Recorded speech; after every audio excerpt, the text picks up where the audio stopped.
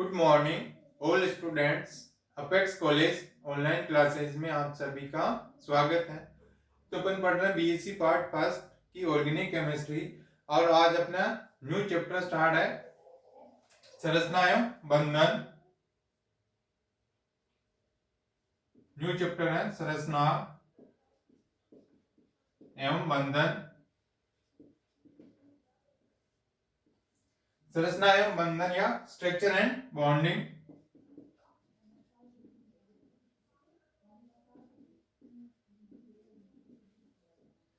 संरचना एवं बंधन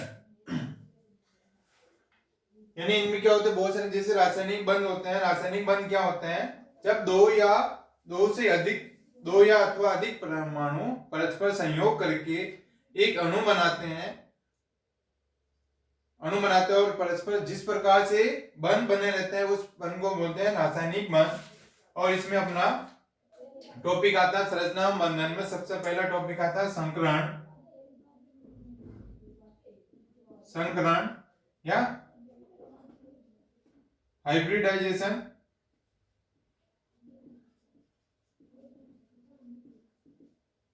संकरण या हाइब्रिडाइजेशन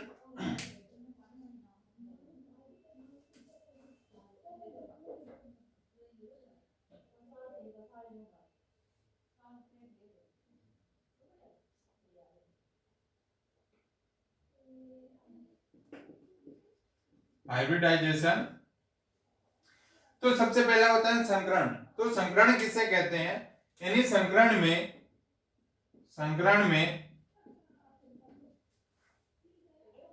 में कुछ कक्षक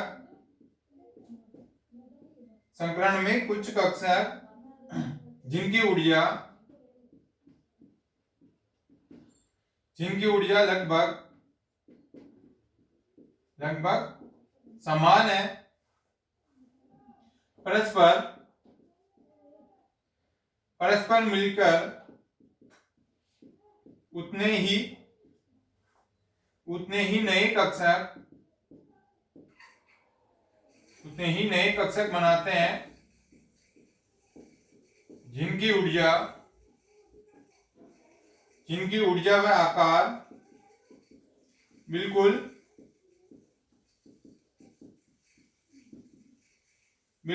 समान होता है। इस प्रकार बने कक्षकों को संकरित कक्षक व इस प्रक्रिया को संकरण कहते हैं।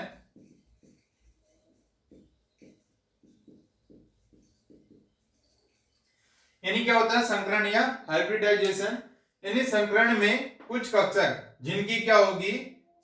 जिनकी ऊर्जा लगभग क्या होगी, समान होगी। यानी ऐसे कक्षक जिनकी ऊर्जा लगभग समान होती है वो आपस में परस्पर मिलकर उतने ही क्या करेंगे, नए कक्षक बनाते हैं। यानी जितने कक्षक मिलते हैं उतने ही क्या होंगे, वो नए कक्षक बनाते हैं। और जिनकी ऊर्जा व आकार भी क्या होगा, बिल्कुल उसी के समान होती हैं। यानी जिनकी ऊर्जा व आकार बिल्कुल समान होता है। इस प्रकार बने कक्षकों को संकरित कक्षक व इस प्रक्रिया को बोलते हैं संकरण या हाइब्रिडाइजेशन। यानी संकरण में क्या होता है, यानी कुछ कक्षक मिलकर, यानी जिनकी क्या होगा, समान ऊर्जा व आकार होगा, वो आपस में मिलकर जो नए कक्षक बनाते हैं। और जो नए कक्षक बनते हैं जिनकी भी ऊर्जा व आकार क्या होंगे, लगभग समान होते हैं, तो उसको बोलते हैं संकरण। अब आता है संकरण के प्रकार। तो इसके 3 टाइप्स हैं। सबसे पहला आता है sp3 संकरण।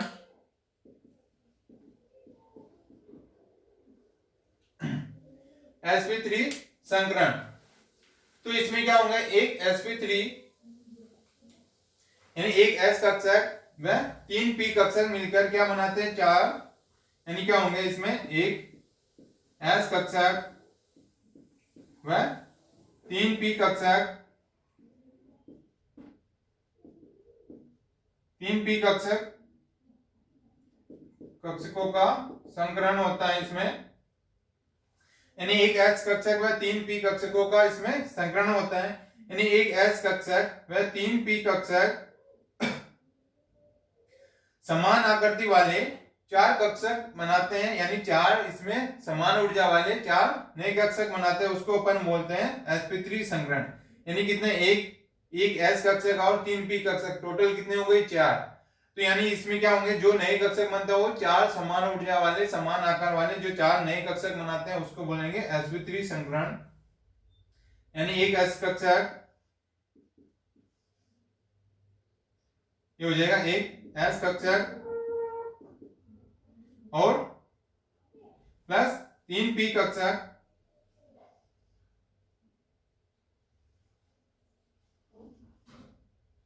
ये हो जाएंगे एक्स वाई और जेड, ये हो जाएंगे 3 पी कक्षक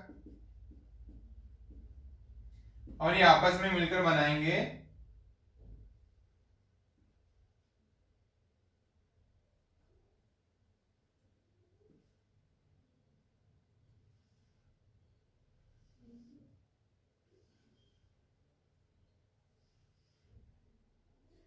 और इनका जो बॉन्ड एंगल रहेगा 109 डिग्री 28 मिनट और ये बनाएंगे 4 sp3 कक्षक,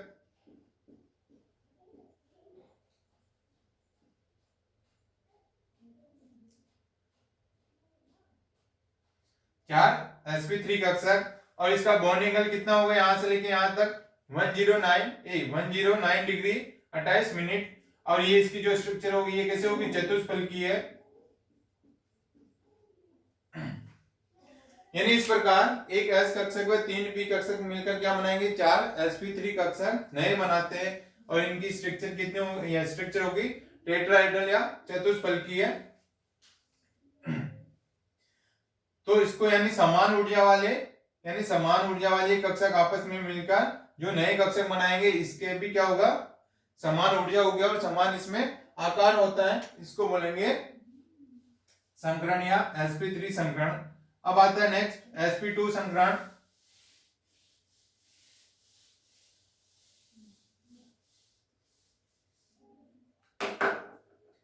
और जैसे sp3 संकरण का एग्जांपल है, sp3 संकरण का एग्जांपल है मेथेन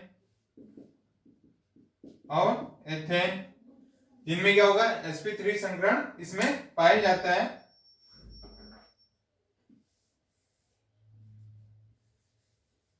अब sp2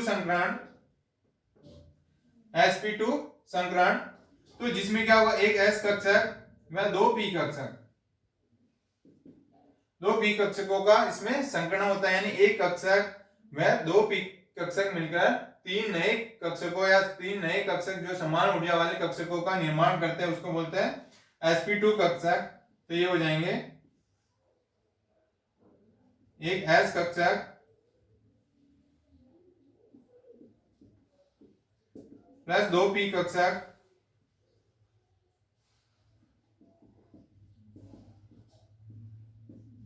इस प्रकार ये बनाएंगे sp2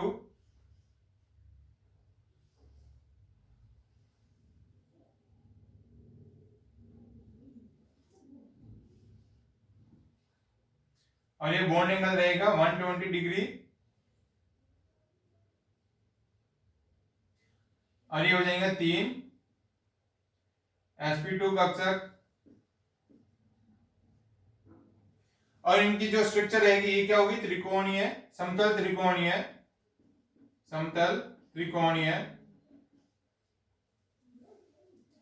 यानी एक s कक्षक व 2 p कक्षक मिलकर क्या बनाएंगे, 3 sp2 कक्षक बनाएंगे और जिनमें बॉन्ड एंगल कितना रहेगा, इसमें 120 बॉन्ड एंगल रहता है और इसमें जो इनकी ज्योमेट्री है कैसी रहेगी, समतलीय त्रिकोणीय, प्लेनर ट्रायंगुलर, ये इसकी स्ट्रक्चर रहती है।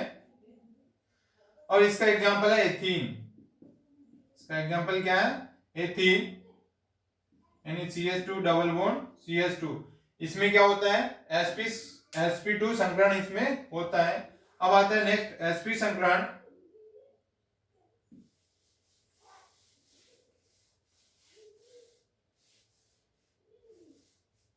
अब आता है नेक्स्ट sp संकरण। तो sp संकरण में क्या होगा, एक s कक्षक व एक p कक्षक का इसमें संकरण होता है, यानी एक S कक्षक व एक P कक्षक मिलकर दो नए sp कक्षकों या समान ऊर्जा वाले दो नए P कक्षकों का sp कक्षकों का निर्माण करते हैं, उसको बोलते हैं sp संकरण। तो यानी ये S कक्षक और ये हो जाएगा P कक्षक, एक P कक्षक P ऑर्बिटल, तो ये बनाएगा इसमें, और ये बॉन्ड एंगल रहेगा 180 का दो sp कक्षक,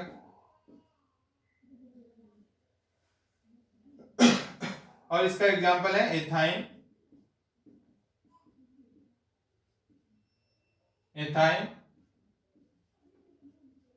या एसिटिलीन। और इसकी आकृति कैसी रहेगी, आकृति रेखीय होती है, इसकी आकृति क्या हो जाएगी, रेखीय, लीनियर।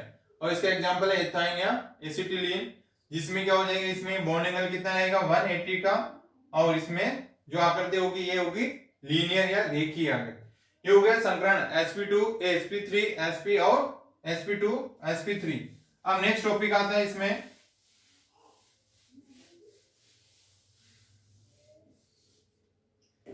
बंध लंबाई एवं बंध दूरी।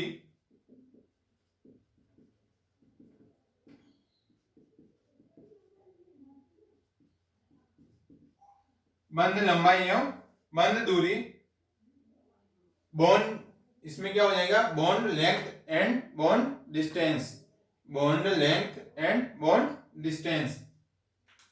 तो यानी किसको कहेंगे, बंध लंबाई एवं बंध दूरी। तो जैसे इसमें क्या होंगे, दो परमाणु होंगे जिनके नाभिकों के बीच की दूरी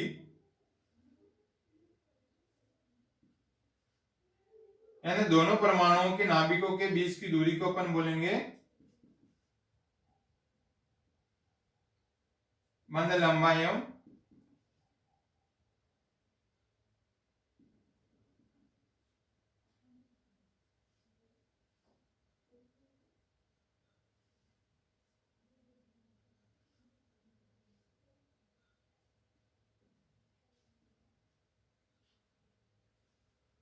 ये हो जाएगा इसमें डी ए माइनस बी, और ये हो जाएगा आर ए और आर बी, ये ए कंपाउंड है और ये बी है एटम।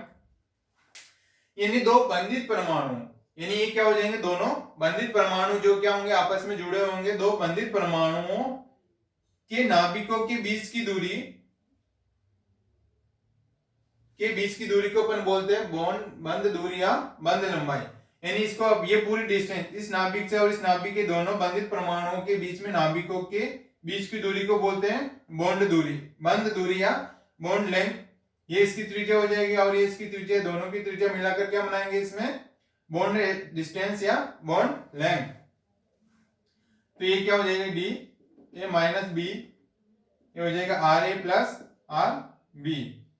यानी इन दोनों का योग ही क्या हो जाएगा इसमें, बंध दूरी या बॉन्ड डिस्टेंस। यानी ये पोलिंग ने बताया, यानी पोलिंग के अनुसार एक सहसंयोजी त्रिज्या, एक सहसंयोजी बंध के लिए बंधित परमाणुओं की सहसंयोजी त्रिज्याओं का योग उनकी क्या कहलाएगा, बंध दूरी।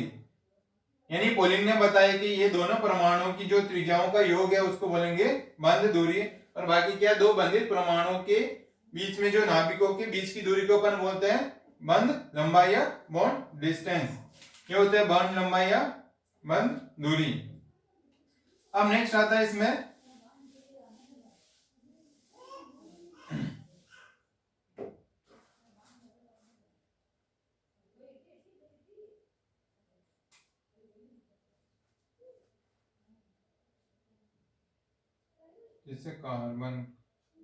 जैसे कार्बन और कार्बन के बीच में बॉन्ड डिस्टेंस कितना होता है, बंध दूरी, ये हो जाएगा 1.5 एंगस्ट्रॉम।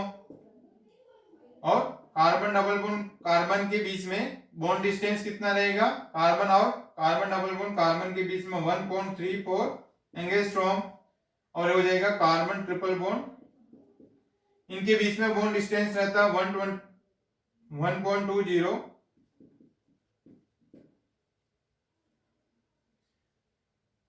यानी कार्बन सिंगल बॉन्ड कार्बन के बीच में रहेगा बॉन्ड बॉन्ड डिस्टेंस रहता है 1 दूरी 1.5 angstrom, carbon double bond carbon के बीच में 1.34 angstrom, carbon triple bond carbon के बीच में रहता है 1.2 angstrom.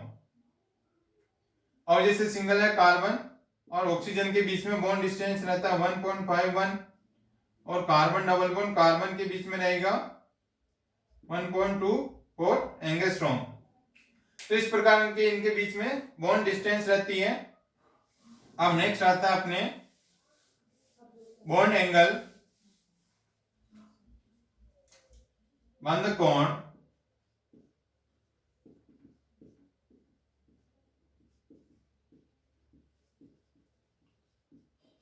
Bond angle, bond angle या बंध कोण यानी किसी अणु के, यानी बंध कोण किसे कहेंगे, यानी किसी अणु के दो सन्निकट या विसिनल बंधों के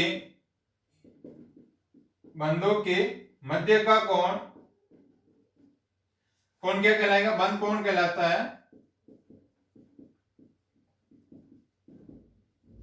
यानी क्या हो जाएगा, किसी अणु के दो सन्निकट बंधों के मध्य का कोण क्या कहलाएगा, बंध कोण। जैसे इसमें sp3 है, sp3 संकरण है जिसमें बॉन्ड एंगल कितना रहता है 109 डिग्री 28 मिनट, ये इसमें बॉन्ड एंगल रहता है। और sp संकरण है, sp2 संकरण है जिसमें बॉन्ड एंगल कितना रहता है 120 और sp संकरण में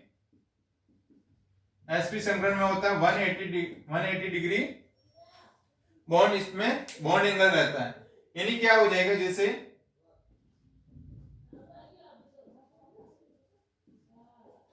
ये कोई मेथेन है और इसमें संकरण कौन सा पाया जाता है, sp3 संकरण, ये मेथेन है और इसमें पाया जाता है sp3 संकरण।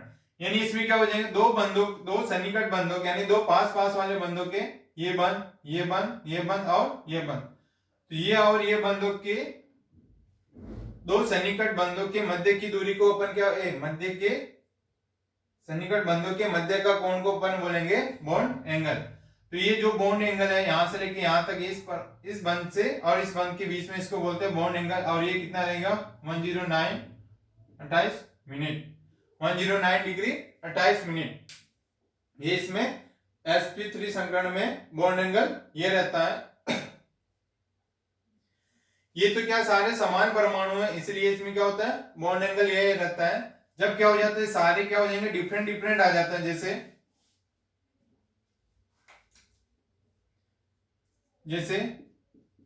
CH3H और Br। अब इसमें क्या सारे सारे परमाणु क्या डिफरेंट है, तो इसमें क्या समान है, सारे परमाणु क्या है, इनके कार्बन के सारे क्या है साथ में जुड़े हुए, इसमें क्या है सारे सेम है, इसलिए इनका बॉन्ड एंगल जो नॉर्मल बॉन्ड एंगल है वो बना रहता है।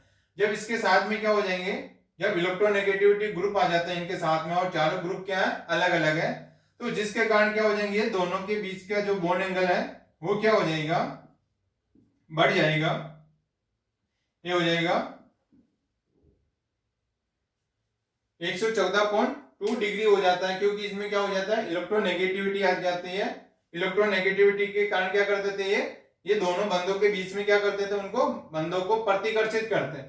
प्रतिकर्षित करेंगे जिसके कारण क्या हो जाएगी, बॉन्ड एंगल क्या हो जाएगा, बढ़ जाएगा, क्योंकि इसमें इलेक्ट्रोनेगेटिव अलग अलग इलेक्ट्रोनेगेटिव वाले नेगेटिविटी ग्रुप है, इसलिए ये क्या करेंगे, ये दोनों बंधों के बीच को क्या करेंगे प्रतिकर्षित करते हैं, जिसके कारण बॉन्ड एंगल क्या हो जाएगा, बढ़ जाएगा। क्योंकि इसमें सारे क्या डिफरेंट भिन्न परमाणु इसके साथ में जुड़े हुए हैं, इसलिए।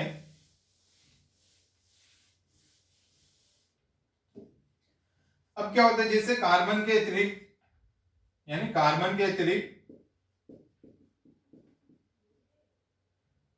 अन्य परमाणु जैसे नाइट्रोजन, ऑक्सीजन और सल्फर में एकाकी इलेक्ट्रॉन युग्म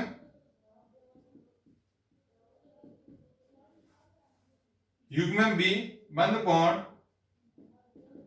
कोण को क्या करते हैं, प्रभावित करते हैं। इसका एग्जांपल है जैसे यानी क्या होता है, कार्बन के अलावा भी जो अन्य परमाणु होते हैं जैसे नाइट्रोजन, ऑक्सीजन और सल्फर, इनमें क्या होगा, एक इलेक्ट्रॉन लोन पेयर होता है। यानी इलेक्ट्रॉन लोन पेयर के कारण क्या हो जाएंगे, लोन पेयर होगा, जिसके कारण ये बॉन्ड एंगल को भी क्या करते हैं, इफेक्टिव करता है, प्रभावित करते हैं। जैसे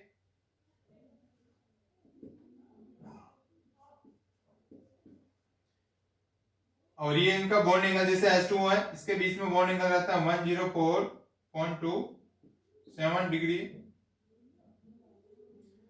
और है सल्फर,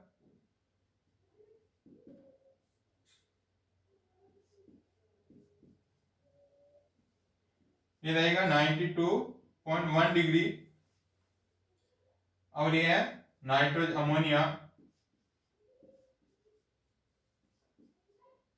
और ये रहता है 106.46। अब क्या जैसे ये इनमें क्या होता है, सब में ये ऑक्सीजन, सल्फर और नाइट्रोजन सब में क्या होता है, लोन पेयर है, इसमें लोन पेयर पाए जाते हैं इसमें। और जो तीनों में है, इन तीनों में क्या होता है, sp3 संकरण होता है।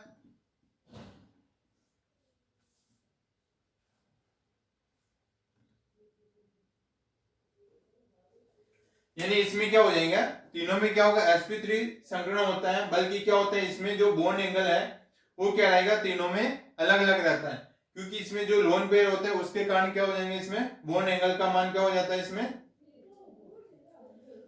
जैसे इसमें ये हो गया जल, वाटर, और ये हो गया H2S और ये हो गया अमोनिया। तो इसमें क्या हो जाएगी, जैसे तीनों में sp3 संकरण है, जिसमें जल और H2S में क्या है, दो हाइड्रोजन जुड़े हुए, यानी जल और H2S में दोनों में क्या है, दो हाइड्रोजन जुड़े हुए हैं। वह अमोनिया में क्या होगा, तीन कक्षकों के साथ, यानी तीन हाइड्रोजन, यानी तीन कक्षक हो जाएंगे, तीनों हाइड्रोजन परमाणु जुड़े हुए हैं। और बचे हुए कक्षकों में क्या होगा, इसमें एकाकी या एक इलेक्ट्रॉन लोन पेयर पाया जाता है, जिसके कारण क्या हो जाएंगे, ये बंदी इलेक्ट्रॉन युग्मकों को क्या करते हैं, प्रतिकर्षित करते हैं, जिससे जो बॉन्ड एंगल क्या हो जाएगा, वो घट जाता है। यानी जैसे उसमें था sp3 संकरण, उसमें बॉन्ड एंगल कितना था, 109 डिग्री 28 मिनट, ये था उसमें sp3 संकरण में बॉन्ड एंगल होता है। इसमें क्या होगा, तीनों हाइड्रोजन परमाणु और इसमें साथ में क्या एकाकी इलेक्ट्रॉन लोन पेयर है, जिसके कारण क्या करेंगे, ये जो हाइड्रोजन परमाणु वाले बंध है, इनको क्या करते हैं, प्रतिकर्षित करते हैं। यानी जो इलेक्ट्रॉन लोन पेयर होते हैं, ये बंधों को प्रतिकर्षित करते हैं। बंधों को प्रतिकर्षित करेंगे तो ये बंध क्या हो जाएंगे, इधर की तरफ पास हो जाएंगे, जिसके कारण क्या हो जाएगा, बॉन्ड एंगल इसमें क्या हो जाएगा, घट जाएगा, बॉन्ड एंगल कम हो जाएगा। इसलिए इसमें बॉन्ड एंगल कितना रहेगा, 106.46 डिग्री। इस प्रकार इसमें बॉन्ड एंगल रहता है तीनों के अंदर। तो इस प्रकार इनमें भी लोन पेयर, इसमें भी लोन पेयर है, इसमें दो है, इसमें भी दो, तो इसलिए इनका बॉन्ड एंगल भी क्या हो जाएगा, इनमें कम हो जाता है। अब नेक्स्ट, ये तो हो गया बॉन्ड एंगल। अब नेक्स्ट आता है बंध ऊर्जा।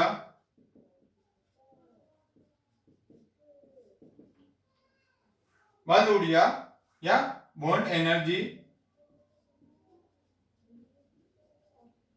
बंध ऊर्जा या बॉन्ड एनर्जी यानी क्या होता है, एक सहज संयोजक बंध बनने के लिए, बंध के बनने में निकली हुई ऊर्जा बंध ऊर्जा कहलाती है। यानी बंध ऊर्जा या बॉन्ड एनर्जी किसको बोलेंगे, यानी एक सहज संयोजक बंध के बनने में, यानी जब एक सहज संयोजक बंध बनता है या एक कोवेलेंट एक सहज संयोजक बंध बनता है, एक बंध बनने के लिए जो निकली हुई ऊर्जा, जो ऊर्जा बाहर निकलती है उसको बोलते हैं बंध ऊर्जा। यानी एक सह संयोजक बंध बनने के लिए या बंध बनने में जो निकली हुई ऊर्जा होती है उस ऊर्जा को अपन बोलते हैं बॉन्ड एनर्जी। और ये बॉन्ड एनर्जी क्या होगी, दो प्रकार की होगी, टू टाइप्स की होती है। एक तो हो जाएगी वियोजन ऊर्जा, एक है वियोजन ऊर्जा, एक है बंध ऊर्जा। टू टाइप्स की होती है, एक तो वियोजन ऊर्जा, एक होती है बंध ऊर्जा। अब जैसे वियोजन ऊर्जा क्या होती है, इसमें फर्स्ट है वियोजन ऊर्जा।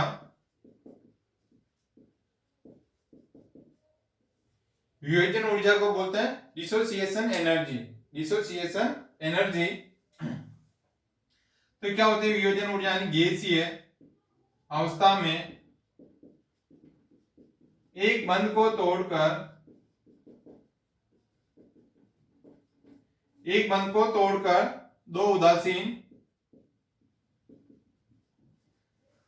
दो उदासीन मूलकों को वियोजित करने के लिए आवश्यक ऊर्जा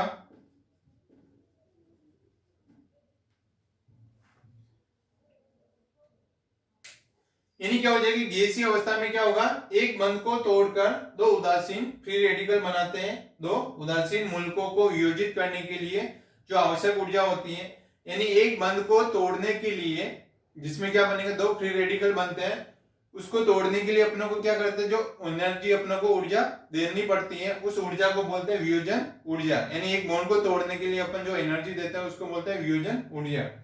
यानी गैसीय अवस्था में एक बंध को तोड़कर दो उदासीन मूलकों को वियोजित करने के लिए जो आवश्यक ऊर्जा होती है उसको अपन बोलते हैं वियोजन ऊर्जा। जैसे इसमें ये हो गया वाटर, इस वाटर को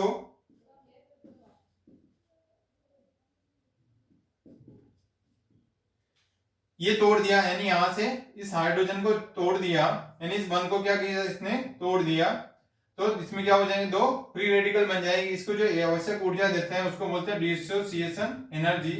और इस बंध को तोड़ने के लिए अपने को एनर्जी देखनी पड़ेगी 118 किलो कैलोरी पर मोल। और जैसे ये फ्री रेडिकल है, इसको तोड़ने के लिए अपनों को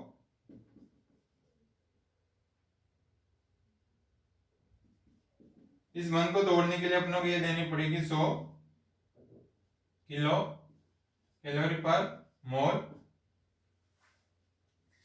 यानी क्या होगा, इस बंध को तोड़ने के लिए ऑक्सीजन और हाइड्रोजन इस बंध को तोड़ने के लिए जिसमें क्या हो जाएंगे, दो फ्री रेडिकल बन जाएंगे, इसके लिए अपनों को डिसोसिएशन एनर्जी देनी पड़ेगी कितनी, 118 किलो कैलोरी पर मोल। इतनी एनर्जी देंगे, इस एनर्जी को अपन बोलते हैं वियोजन ऊर्जा या डिसोसिएशन एनर्जी। और इस बंध को तोड़ने के लिए अपनों को जिसमें दो फ्री रेडिकल बन जाएंगे, और इसके लिए कितने चाहिए डिसोसिएशन एनर्जी 100 किलो कैलोरी पर मोल, उसको बोलते हैं वियोजन ऊर्जा। इस प्रकार बंध को तोड़ने के लिए जो आवश्यक ऊर्जा दी जाती है उसको बोलते हैं वियोजन ऊर्जा। जो बाकी के अपन वो नेक्स्ट क्लास में इनका डिस्कस करेंगे। ओके।